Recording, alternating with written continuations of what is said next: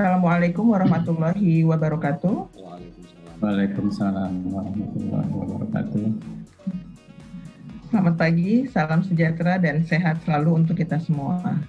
Saya Sotia Mayangwuri, biasa dipanggil Tia. Saya akan menjadi moderator untuk diskusi kita pada pagi hari ini. Kita mulai di jam 9.40, kita selesai nanti insya Allah di jam 11 lebih 45. Selamat datang Bapak Ibu guru finalis dan pemenang perlombaan karya inovasi pembelajaran guru SMP tahun 2019.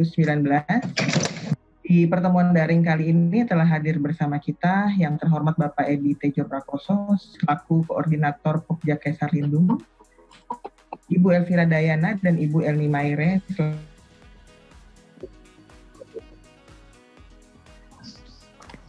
Puji dan syukur kehadirat Tuhan Yang Maha Esa karena kita semua masih diberi kesehatan sehingga kita bisa semua berada di sini. Bapak Ibu sekalian, tema diskusi daring kita hari ini adalah inovasi pembelajaran dan kecakapan guru dalam antisipasi penyebaran COVID-19. Saya bacakan secara singkat agenda kita hari ini. Kegiatan ini akan dimulai dengan pembukaan oleh PLT Direktur GTK Dikdas yang dalam hal ini akan diwakili oleh Bapak Edi Tejo Prakoso. Kemudian ada materi dari Bapak Suhendra tentang pendidikan yang merdeka adalah pendidikan yang produktif. Selanjutnya materi dari Bapak Jatnika Hermawan tentang program guru berbagi. Kemudian akan dilanjutkan dengan sharing 3 praktik baik oleh Pak Sutriyono Haryadi, Ibu Ana Rohdiana, dan Pak Suryadi. Setelah itu, Pak, saya akan buka sesi tanya jawab. Baik, mengingat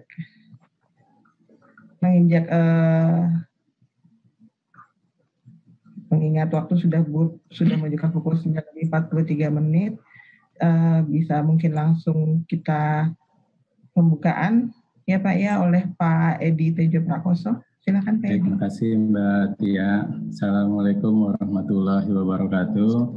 Selamat pagi Bapak Ibu semua.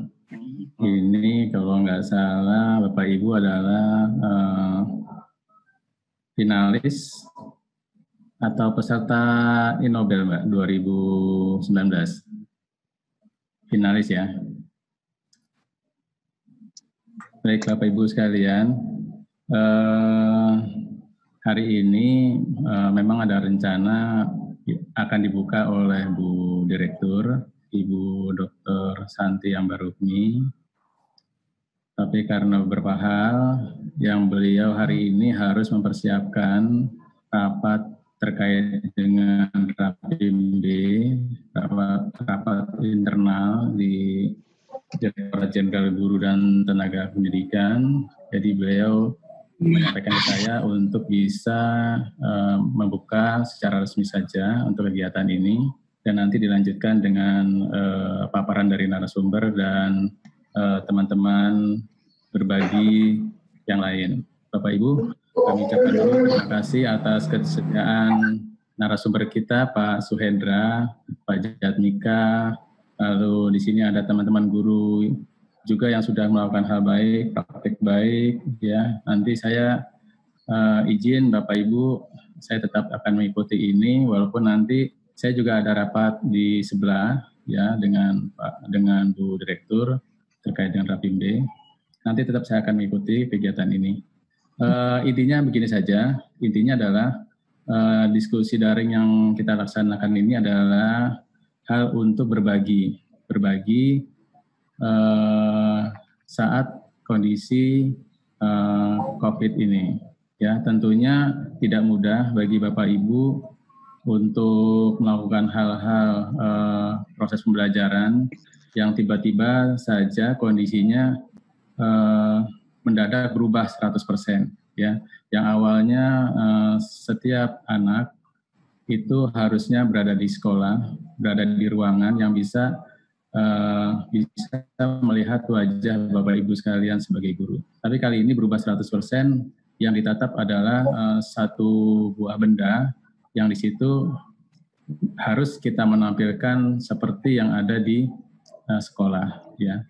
Bapak Ibu pasti punya beberapa cara inovasi yang sudah dilakukan. Nah, di dalam diskusi daring ini mari kita berbagi, mari kita sharing terhadap hal-hal yang baik ya. Saya rasa itu saja. Tadi sudah disampaikan oleh Mbak Tia, tujuannya juga sudah ada, temanya juga sudah, dan ini saya lihat jumlahnya sekitar 100 orang. Dan mudah-mudahan diskusi ini bermanfaat buat kita. Karena kemarin yang SD pun sudah cukup baik, diskusinya cakep sekali. Ya, waktunya saya rasa cukup kurang gitu ya, karena pertanyaannya cukup banyak gitu, dan semuanya ingin bertanya juga. Ya, itu nanti saya minta teman-teman narasumber, ini saya sama Pak Suhendra mohon nanti bisa di-share terkait dengan materinya, terus nanti teman-teman juga bisa melakukan hal-hal yang dianggap bisa sesuai dengan di daerahnya masing-masing. Saya rasa itu, terima kasih Bapak Ibu sekalian, selamat mengikuti diskusi ini, mudah-mudahan semuanya berjalan dengan lancar dan kita bisa mendapatkan hal-hal baik dari hasil diskusi ini. Terima kasih. Wassalamualaikum warahmatullahi wabarakatuh. Silakan Mbak Tia, sudah selesai. Waalaikumsalam warahmatullahi wabarakatuh. Ya. Terima kasih Pak Edi atas arahannya. Bapak Ibu sekalian, kita langsung saja ke paparan yang pertama oleh Bapak Suhendra. Beliau ini adalah dosen UPI dan juga salah satu tim penilai pada saat lomba di Batu tahun lalu. Materi yang akan beliau paparkan adalah tentang pendidikan yang merdeka, adalah pendidikan yang produktif. Silakan Pak Suhendra. Baik. Terima kasih Pak. Sudah bisa masuk ya. Bismillahirrahmanirrahim. Assalamualaikum warahmatullahi wabarakatuh. Waalaikumsalam. Salam sejahtera bagi kita semua. Alhamdulillah pada hari ini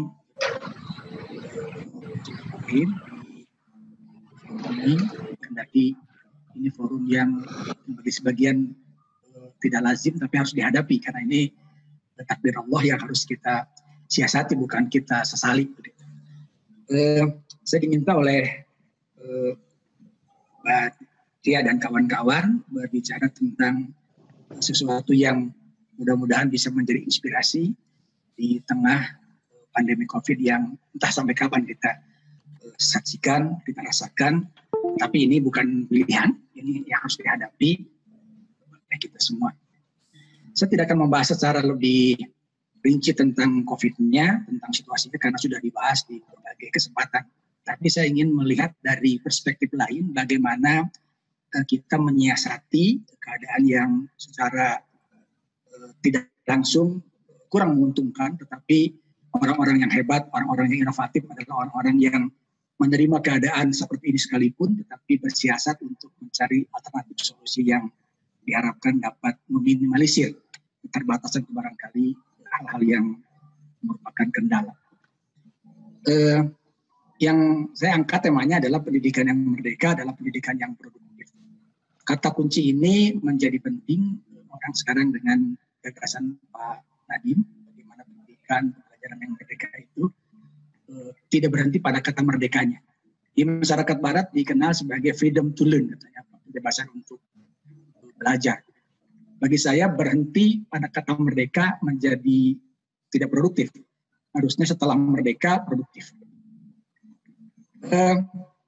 Aristoteles salah satu filsuf Yunani yang terkenal menyampaikan, education is the creation of sound of mind in a sound body. It develops faculties, especially his mind, so that he may be able to enjoy the contemplation of supreme truth, goodness, and beauty. Kurang lebih terjemahannya, pendidikan adalah sebuah proses. Jadi ini menekankan benar bahwa pendidikan bukan sebuah hasil yang sekonyong-konyong tiba-tiba. Mengkreasi pikiran manusia yang sehat dan berpotensi untuk mengembangkan kemampuannya selanjutnya menikmati tiga hal yang saya kira menjadi ruh dari pendidikan.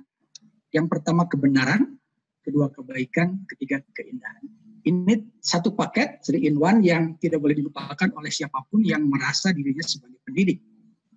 Kebenaran hal yang mutlak, tidak bisa ditawar. Kebaikan juga demikian. Satu hal yang tidak boleh dilupakan, ada satu kata kunci lain yaitu tentang beauty. Di pendidikan dalam situasi apapun, termasuk saat ini kita secara fisik tidak bertemu bertatap muka, tetapi aspek keindahan tidak boleh dilupakan karena keindahan berkaitan dengan hati, dengan rasa. Kemudian John Dewey, salah satu tokoh pendidikan terkenal, juga menyampaikan hal yang mirip, tetapi ini berkaitan dengan proses kehidupan. Beliau menyampaikan education is a social process. Sama kata kunci tadi, proses lagi. Bagaimana proses disebutkan di sini, a process of living and not a preparation for future living. Kata John Dewey, bahwa pendidikan itu proses hidup yang harus dijalani. Jadi ini bukan sebuah ide, sebuah gagasan untuk mempersiapkan secara langsung kehidupan masa depan. Bukti nyata bahwa kita tidak pernah mempersiapkan pandemik COVID ini. Tapi terjadi. Artinya menjadikan bukti bahwa kadang-kala persiapan-persiapan yang sudah kita matangkan benar sekalipun, ketika situasinya unpredictable, kita tidak bisa apa-apa. Doing nothing. Jadi menunjukkan bahwa pendidikan adalah proses tentang hidup itu sendiri. Jadi tidak serta-merta, meskipun kita berbicara tentang Indonesia emas katakan saja, 2045 nanti. Tapi apakah yakin terjadi begitu? Jangan-jangan tidak terjadi. Jangan-jangan seperti ini juga. Bahwa kita punya bonus demografi yang demikian besar. Tetapi juga tidak menjamin juga. Alih-alih nanti menjadi bonus, malah menjadi sesuatu yang tidak produktif. Jadi saya kira saya sepakat dengan kata-kata dari John Dewey bahwa a process of living and not a preparation for future living. Jadi berbicara tentang pendidikan adalah sebuah proses yang memerlukan waktu yang lama, itu sebuah kenyataan yang tidak bisa dipungkiri. Bahkan seorang guru ketika dibayar 20 juta untuk memintarkan anaknya dalam seminggu, jangan pernah terima, karena tidak akan pernah bisa.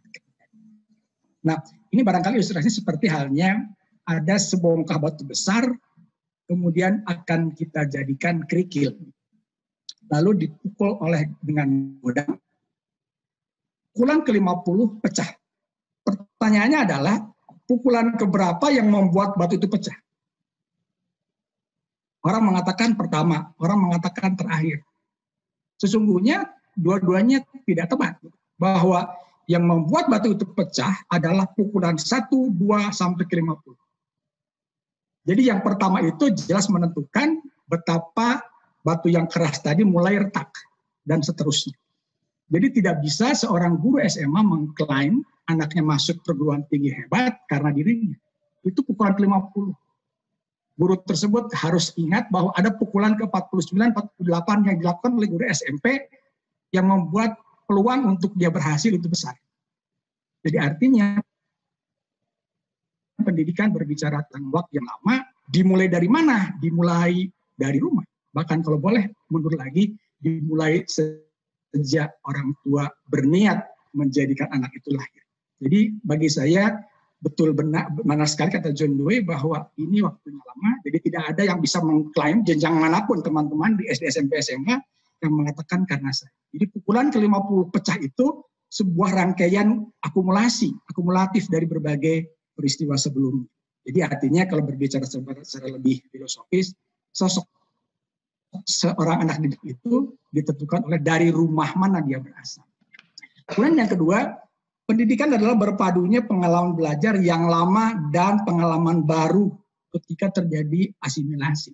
Di tengah pandemik COVID saat ini menjadi tidak mudah memadukan pengalaman belajar sebelumnya dengan yang dialami sekarang. Artinya ketika seorang siswa, seorang peserta didik menerima sesuatu yang baru di kepalanya, itu tidak serta-merta langsung terima. Karena ada proses yang disebut oleh Piaget itu disequilibrium, ketidakseimbangan, karena ada hal yang baru. Jadi tidak bisa guru mengatakan, masa gitu aja nggak bisa. Karena dia mendapatkan sesuatu yang baru, maka ibarat sebuah ember berisi air, ada batu masuk. Ketika batu masuk itu timbul kegoncangan, timbul sesuatu yang katakan saja membuat air itu beriak. Nah pada saat ada ilmu baru, pengalaman baru, pasti ada riak di situ. Jadi guru tidak bisa serta-merta mengatakan bahwa itu hal yang mudah. Mudah itu buat guru yang berpuluh-puluh tahun menjadi guru. Jadi tidak bisa kepala guru dengan kepala siswa disamakan. Nah, ketika timbul perbedaan tadi, guru harus bijak, apalagi dengan situasi saat ini, tidak serta-merta ilmu baru itu diterima dengan mudah. Kemudian setelah nanti beriak, batu tersebut masuk. Nanti terjadilah yang disebut asimilasi. Jadi terjadi pencampuran antara pengetahuan lama dan baru. Nah, pada saat itulah ilmu yang ketika airnya itu riaknya itu berhenti, berarti sudah terasimilasikan antara ilmu baru, pengalaman baru dengan pengalaman yang lama. Seringkali guru lupa tentang itu. Jadi membuat pendidikan yang tadi, proses tadi, menyederhanakan menjadi hal yang simpel.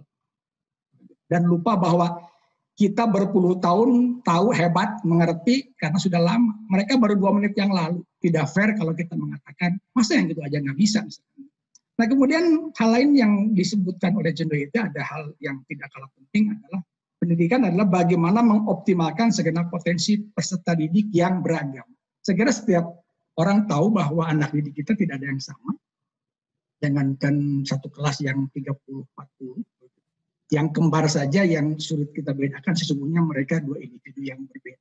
Nah, sekarang dengan kondisi pandemik seperti saat ini, bayangkan kita mengelola anak yang biasa kita hadapi di dalam kelas, sementara kita menghadapi mereka 40 perlakuan dengan latar belakang, dengan rumah yang berbeda, bahkan dengan sinyal yang diterima oleh anak-anak yang berbeda pula.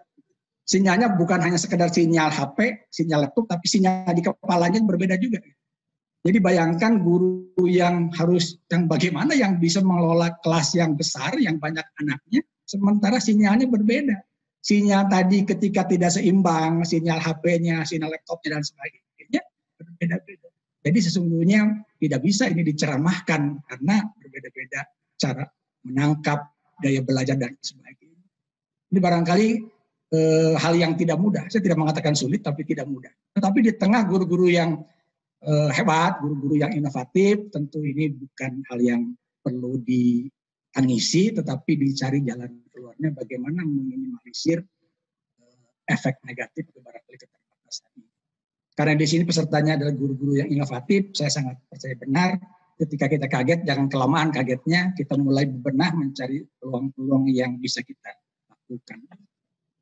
Kemudian kaitan dengan yang disampaikan oleh Aristoteles dan John Dewey yang menyebutkan bahwa mereka itu berbeda, pendidikan itu proses, maka pendidikan harus memberi kesempatan kepada setiap peserta didik menawarkan banyak pilihan sehingga setiap peserta didik punya peluang untuk memilih caranya, memilih jalannya, memilih peluang dan sebagainya. Dengan kata lain, guru yang inovatif, guru yang hebat, guru yang inspiratif itu membuat pilihan yang banyak di kantongnya.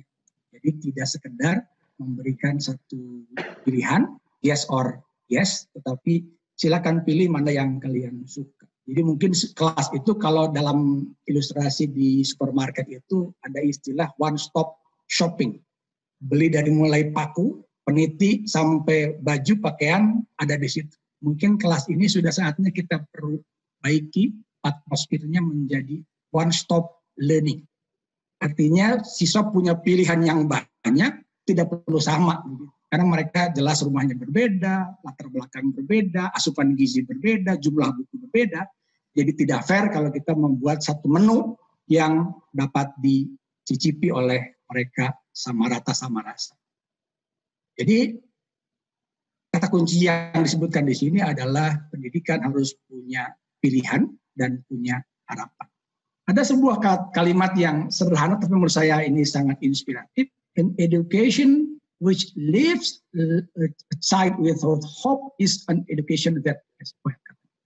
Jadi pendidikan yang meninggalkan peserta didik tanpa harapan adalah sebuah pendidikan yang gagal. Dengan kata lain, apakah yang kita lakukan selama ini seperti itu? Jadi mereka pulang ke rumah tidak mau bawa apa-apa. Orang sering mengatakan ketika kita di dalam kelas bertanya, anak-anak mengerti? Semua berteriak mengerti. Semua tersenyum, semua bertepuk tangan.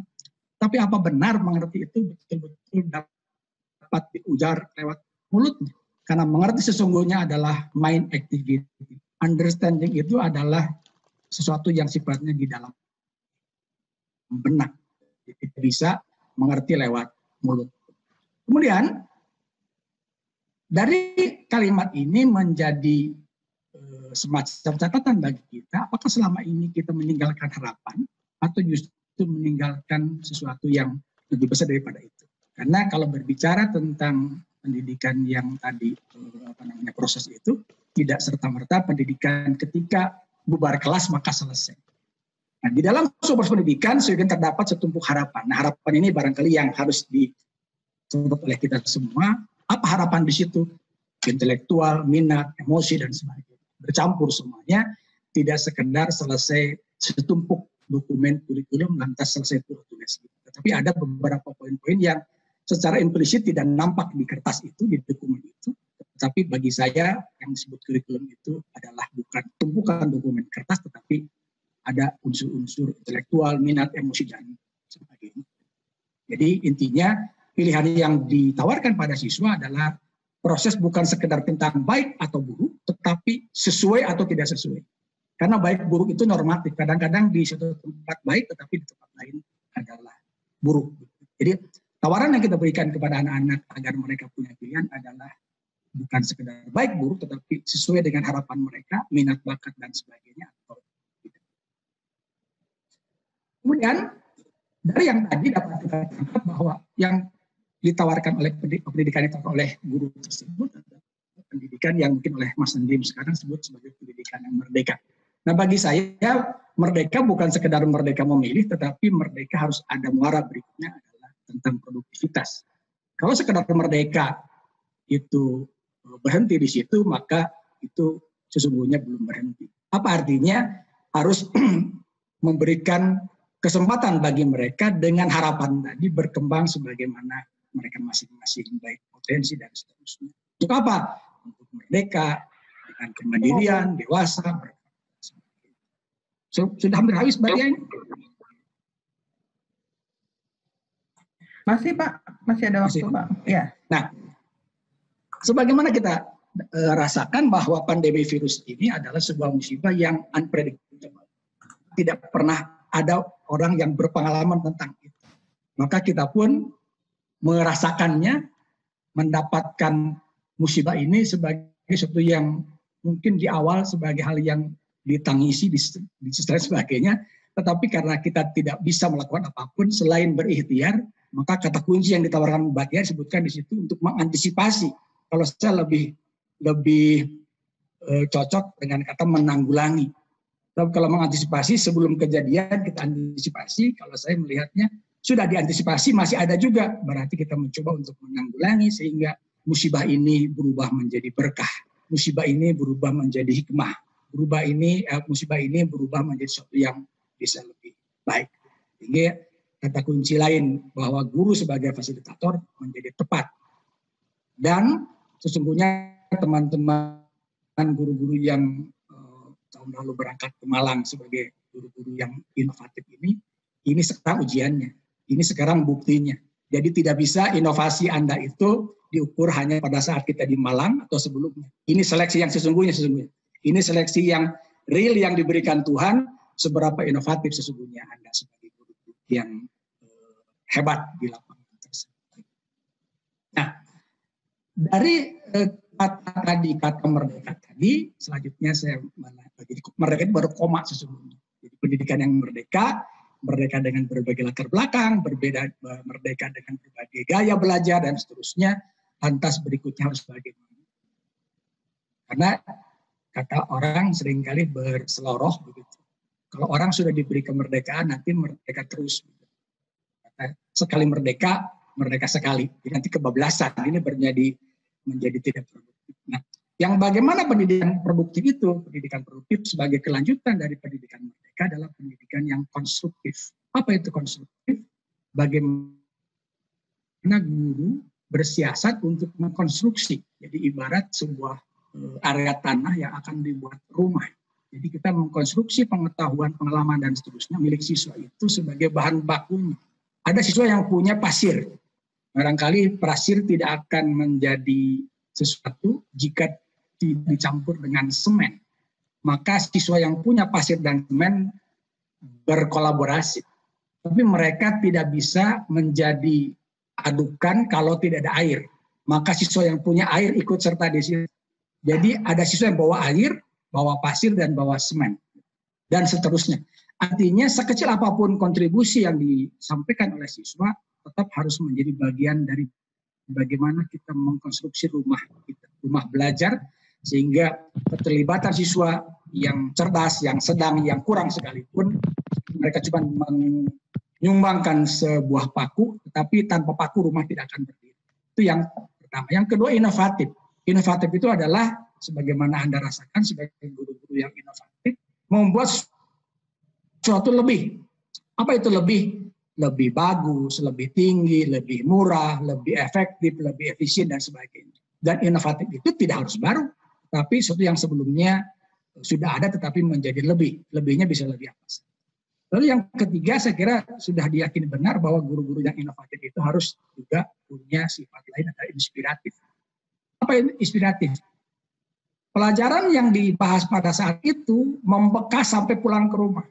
Jadi ketika selesai bubar kemudian salam lalu pulang, kalau berhenti sampai di pintu berarti belum inspiratif.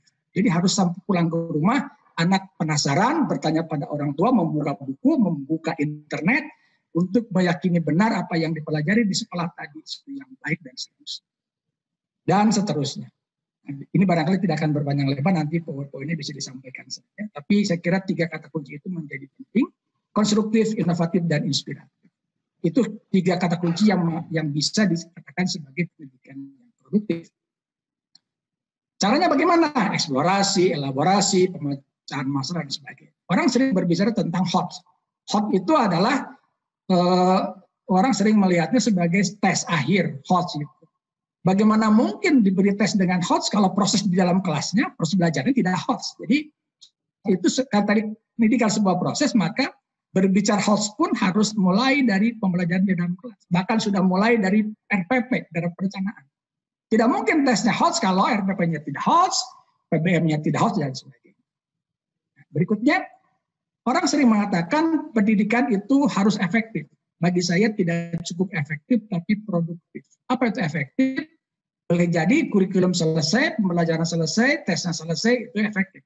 Tetapi kalau tidak berdampak, tidak berimbas, ketika anak-anak pulang ke rumah tidak mencoba untuk melebihkan pengetahuannya, berarti baru sampai efektif, belum sampai produktif. Pembelajaran yang produktif yang bagaimana? Disebutkan di sini, saya ambil kata kunci saja. Yang pertama, mengoptimalkan kualitas intelektual. Jadi kalau anak punya kapasitas di kepala 80%, sekolah tidak akan pernah bisa menaikkan IQ. Yang bisa itu adalah mengoptimalkan intelektual. Jadi menu yang Bapak Ibu harus sampaikan di kelas, jangan yang biasa, jangan yang reguler, harus yang premium. Nanti premium itu tercapai oleh siapa? Nanti ada anak yang tercapai premiumnya, ada mungkin nanti ke menengah, tapi ada anak juga yang cuma sampai menu yang reguler. Jadi harus ditawarkan pembelajaran yang betul-betul mengoptimalkan. Saya sangat percaya ada kata dalam buku yang pernah saya baca, we are what we think. Jadi kita adalah apa yang kita pikirkan. Jadi kalau anak dibiasakan berpikir tentang bahwa pikirannya adalah sesuatu yang dapat memberi jalan bagi produktivitas dirinya, itu ditanamkan benar. Anak-anak yang sering pesimis, tidak punya harapan, patah dan sebagainya, sesungguhnya dia sedang mencari jalan untuk gagal. Jadi barangkali menu yang Bapak Ibu tawarkan, teman-teman tawarkan harus yang premium. Perkara tercapai tidak tercapai itu bukan urusan saat ini. Jadi beri hal-hal yang tadi host, forsi dan sebagainya. Kemudian yang kedua, ada hal yang tidak boleh lupa tentang connectedness, keterkaitan. Harus bermakna benar yang dibahas itu untuk apa? Manfaatnya dalam keseharian itu apa? Jadi ada disebut dengan connectedness itu connected with other topics. Jadi harus berkaitan dengan topik yang lain pada bidang yang sama. Connected with other subject, berkaitan dengan bidang yang lain, bidang studi lain, dan connected with daily life activities. Harus nyambung sehingga anak-anak memahami benar ketika belajar itu kemanfaatan. Contoh saya orang matematika yang seringkali tidak mudah mencari peluang-peluang connectedness apa yang berkaitan. Karena kalau sudah berbicara matematik tingkat tinggi yang sangat abstrak, itu tidak bisa secara mudah untuk mencari peluang. Tapi barangkali ini bukan hal yang sulit, tapi tidak mudah saja. Harus mulai kita mencoba untuk meyakinkan benar. Karena everybody has inner potential. Setiap guru, setiap anak didik punya potensi dalam. Simpelnya begini. Tadi saya pagi saya terjedot pintu, bengkak dengkul saya.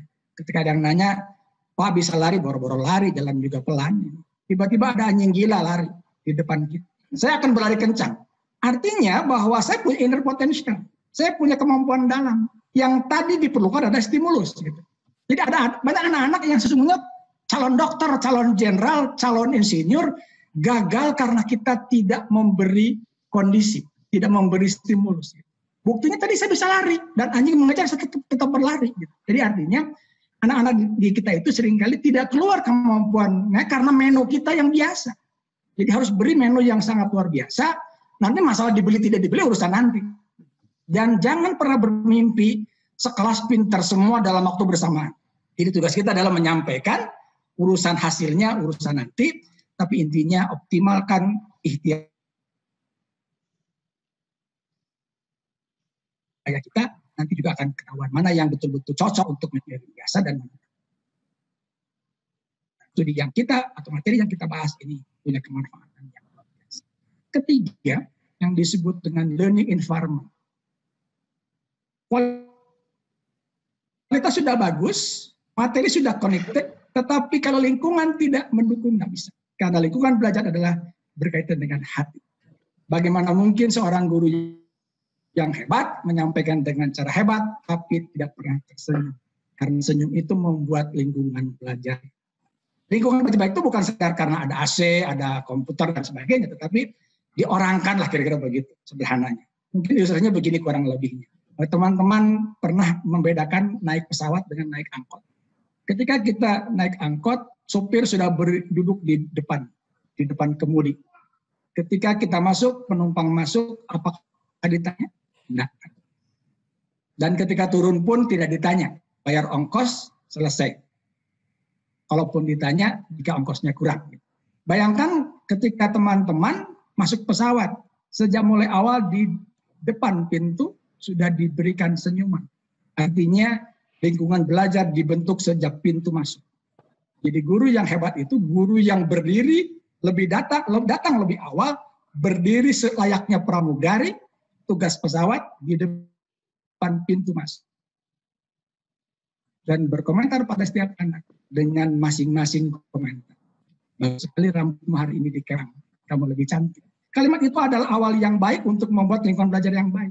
Jadi jangan sampai guru di kantor, murid disuruh penuh dulu, lalu nanti tolong nak, nanti Bapak kasih tahu kalau kelas sudah penuh. Itu tidak beda dengan supir angkot. Artinya, sapaan-sapaan simpel yang tadi dapat kita lakukan, meskipun banyak sekolah yang saya juga sering lihat di depan pintunya berdiri, tapi menyapanya tidak pakai hati. Cium tangannya juga sambil melirik ke sana kemari. Barangkali itulah cara yang dapat kita lakukan, bagaimana lingkungan belajar tercipta sejak di pintu masuk, lantas selesai pembelajaran, kita pun menyapa dengan. Jadi urusan lingkungan itu mungkin fisik bisa, kelengkapan dan sebagainya, tapi AC yang dingin tidak akan cukup untuk membuat learning environment yang baik. Yang keempat adalah recognition of difference. Rekognisi pengakuan atas adanya perbedaan. Kalau Bapak Ibu teman-teman yakin bahwa mereka individu yang berbeda, berarti perlakuannya harus berbeda. Ina dan Ani itu anak kembar. Mereka berbeda. Kita tidak bisa membedakan karena bukan ibunya. Ibunya tahu mana Ina, mana Ani. Sekarang di kelas kita 40, 35, 30. Mereka kembar pun tidak. Jadi yang kembar saja individu berbeda, apalagi yang 40, kembar pun tidak. Berarti treatment kita, cara kita, senyum kita, mungkin Joko cukup dielus kepalanya lantas berlari. Tapi Dewi nggak bisa. Dielus kepalanya, ditepuk pundaknya, lantas diberi contoh yang lebih. Ini barangkali kaitan betapa pentingnya guru-guru yang inovatif tadi, inspiratif, terus berikutnya efektif dan dipungkas dengan produktif. Apa itu produktif? Harus membekas, selesai pulang, salam, itu anak-anak di dalam benaknya, pikirannya ingin terus menelusuri karena dia pasti penasaran apa yang dipelajari tadi. Ayah, ibu belikan buku, ibu guru tadi hebat benar menerangkan, aku pengen lebih tahu. Jangan sampai mereka gagal jadi dokter, jadi insinyur, jadi tentara dan sebagainya hanya karena kita tidak pandai membuat mereka teroptimalkan. Barangkali sebagai gambaran sederhana itu mungkin kita bisa lanjutkan dalam diskusi. Terima kasih sementara, saya kembalikan lagi ke Mbak Tia. Terima kasih banyak Pak Suhendra atas materinya. Kemudian kita beranjak ke narasumber yang kedua, yaitu Pak Jatnika Hermawan. Beliau akan memaparkan materi tentang program guru berbagi. Silakan Pak Jatnika. Terima kasih Mbak Tia. Bisa di-share? Bisa saya dikasih hak untuk men-share screen saya? Ini posisinya belum aktif. Saya mau tutup dulu.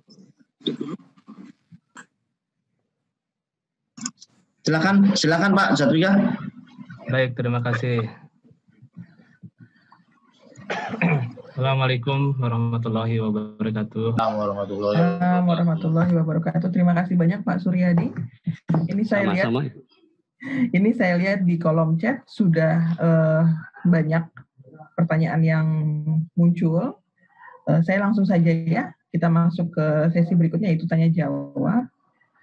Yang pertama untuk Pak Suhendra dari Pak Miswono, SMP IPBS Tunas Bangsa. Menu yang premium itu ditujukan untuk semua siswa, padahal kemampuan siswa dan karakteristiknya bermacam-macam. Bagaimana cara merancang menu premium yang pas untuk semua siswa? Ya, langsung atau karena yang langsung. Saya tetap ada 4, jadi saya langsung aja 4 aja ya. Oh, silakan Pak. Ya, monggo. Baik, teman-teman semua yang memberikan respon, saya kira yang sangat baik. Begitu. Ada 4 yang saya tangkap dari tulisan di Zoom group chat ini. Tentang premium lah. Ini barangkali ilustrasinya ketika Bapak Ibu atau Anda masuk rumah makan Padang, itu pasti akan semua piring dimasukkan ke meja kan. Itu artinya itu premium maksud saya.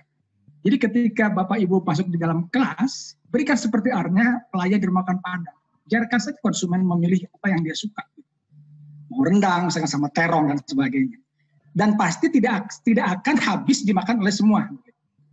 Jadi maksud saya di kantong kita harus ada menu yang siap untuk semua kemungkinan. Nanti biarkan anak memilih. Bahwa nanti akhirnya ada yang tidak memakan semua, tidak apa-apa. Jadi ini menu proses semacam servis kita yang terbaik. Sehingga siswa ada pilihan. Tapi satu bagian ada pilihan. Yang pertama, yang kedua ada harapan. Jadi ketika dia masih belum kenyang, ambil lagi. Jadi makanya menu di kita di kantong harus banyak. Ketika ada anak yang audiovisual, dia harus lengkap, harus audiovisual. Ada anak yang auditory, lewat mulut saja suara sudah tertangkap, dia langsung bisa lari.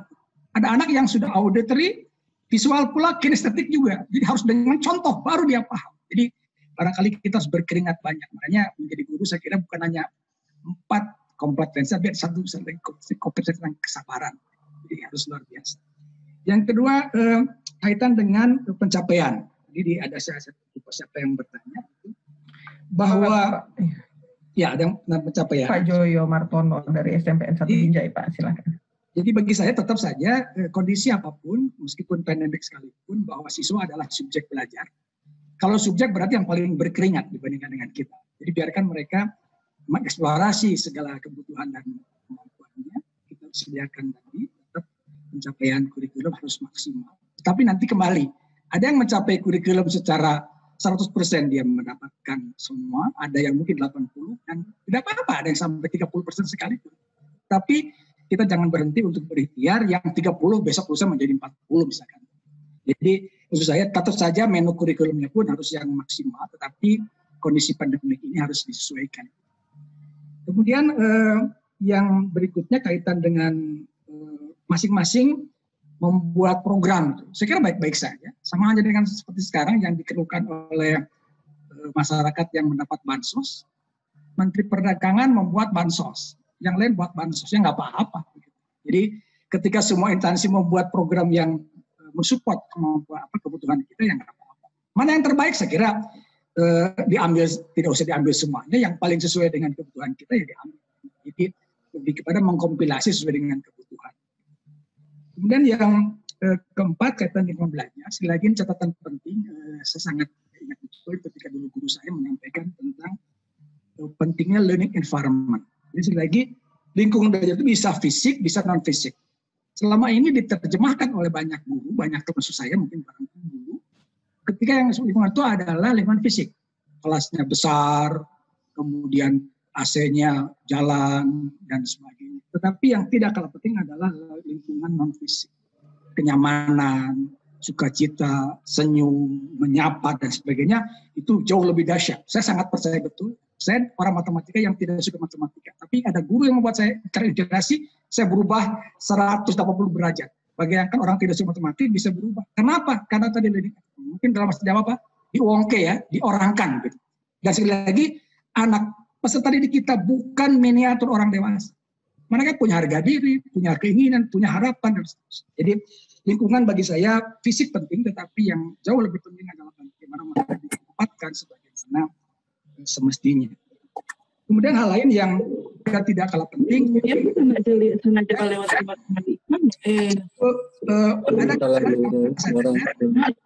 education is to maximize happiness. Jadi pendidikan adalah memaksimalkan kegembiraan, kebahagiaan. Jadi kalau di dalam kelas sudah tidak ada bahagia, tidak ada harapan, tidak ada sukacita, tidak ada senyum, berarti sudah kegagalan.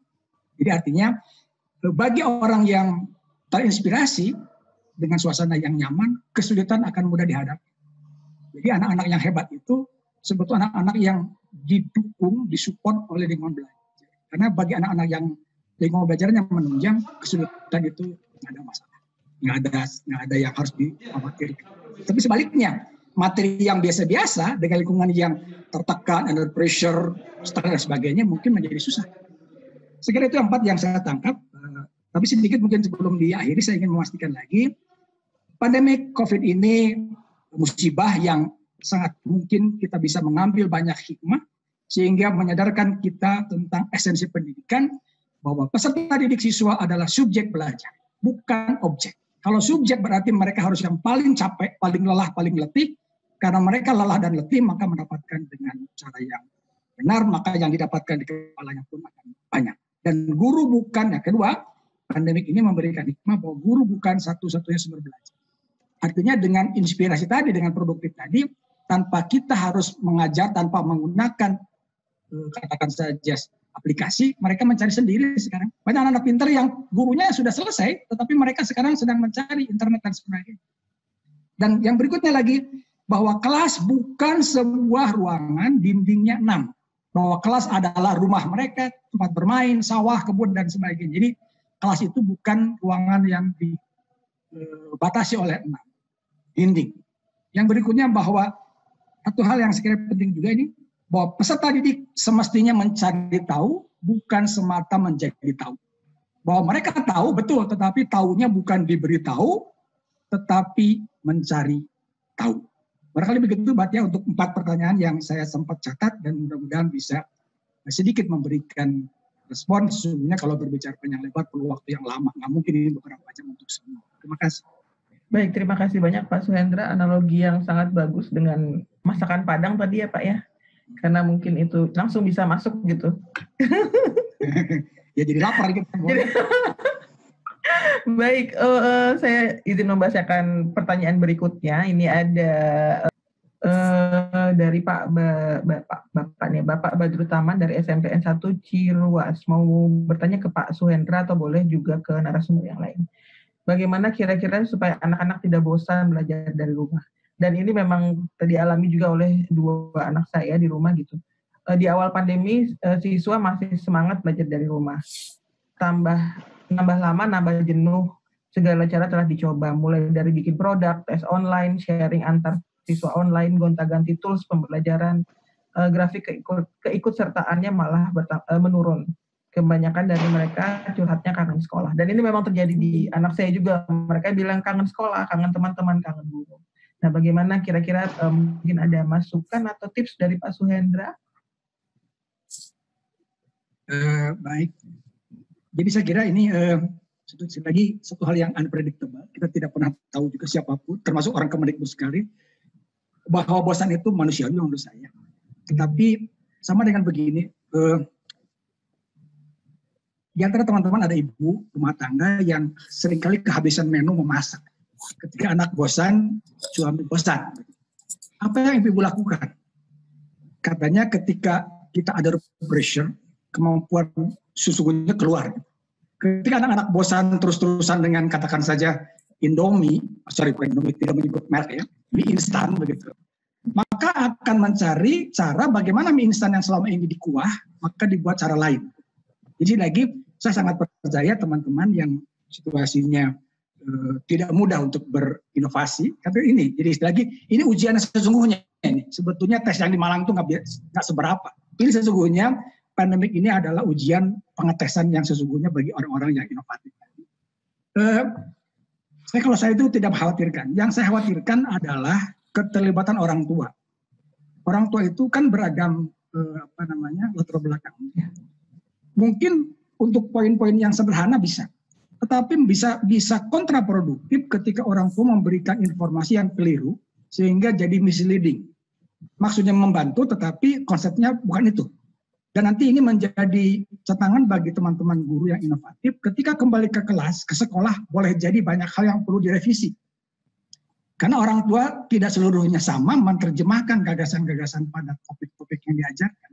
Jadi mudah-mudahan tidak terjadi, tapi ini hanya prediksi sementara. Sangat mungkin nanti banyak guru yang harus merenovasi pemahaman-pemahaman konsep yang selama ini orang tua dampingi dan itu keliru. Nah, oleh karena itu masalah bosan tidak bosan saya kira tidak ada resep yang jitu, tapi intinya mari sama-sama kita mencari peluang karena kalau kita under pressure, tertekan, itu biasanya ada pilihan lain harus maju. Hal lain yang barangkali perlu disampaikan, poin kunci yang ingin saya berikan kaitan dengan bagaimana menyiasati pandemi yang saya tidak tahu persis akan seperti apa. Kawan saya malah bercerita, bisa jadi kalau ini grafiknya kubik, di pangkat 3, ini bisa melesat ke atas terus.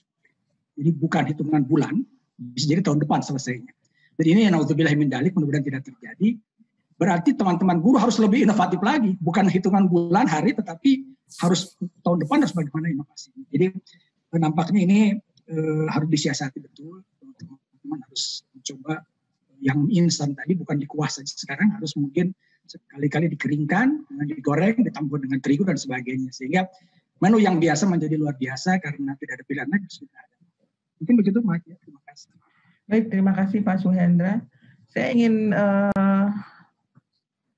saya rasa cukup karena waktu sudah menunjukkan pukul 11.47.